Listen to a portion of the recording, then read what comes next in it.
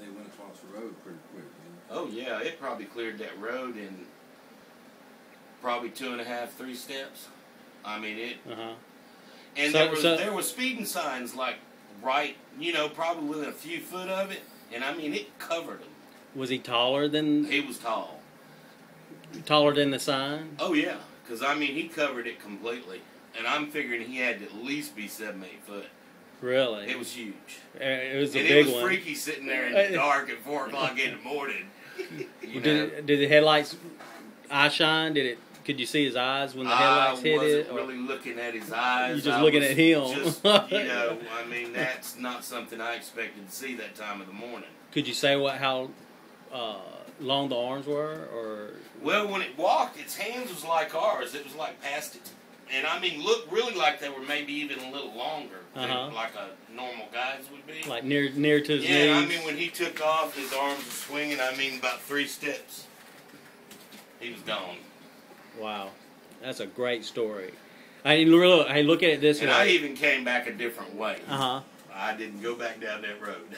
Because it's a privilege to see one of these creatures. Well, I watch all the shows, anything I can on Bigfoot, and I'm fascinated, but I've never seen any remains. I've seen the footprints. I know they can be hoaxed. I've seen all the pros and cons, and I was kind of like on the borderline, being on top of the hill, being a believer. I think I fell off. You went over the hill. Side. Yeah, because there ain't no way that was a bear. No. It couldn't have been. But I'm not going to sit here and say it was Bigfoot. I understand that. Well, the bears around here in the South Arkansas are the small black bears. Yeah, I mean, no. I mean, from what I could tell, it walked out of the woods on 2 feet, and it walked back into the woods on 2 feet. Right. And I wasn't going to take a chance at chunking anything out. And how long would you say the hair was? Was it just on its arms? It was really kind of hard to tell, but it was long. I mean, it wasn't short hair. You could tell it was because that was that morning that front was coming in, and the wind was kind of blowing. And I mean, you could see. Now, you don't know how thick or how matted it was, but you could see it moving with the wind. Right, But I couldn't sit here and tell you how long it was. I got you. But it was a wicked experience. Yeah, that's great, man. That's great. It was. So, I mean, you saw him around 4 a.m. Between 4:15 and 4:30. It was probably another hour or two for it really broke dusk. But I mean, it was dark. And you got to watch him for about 20 seconds. 20. Well, total seeing him first coming out while I was driving, and then when I stopped, he was probably on the road about 30, 45 seconds.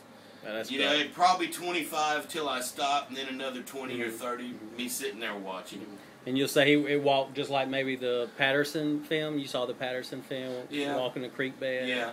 Would you say it walked just like that? This one, you know how bulky that one looked? This one didn't look so bulky. Maybe slimmer? Yeah. Okay. Yeah. But I mean, as soon as I got to work, I went on a Bigfoot website to see if there'd been any sightings in that area, and I never could find anything. Yeah. Has there been in that area? Oh, yeah. Oh.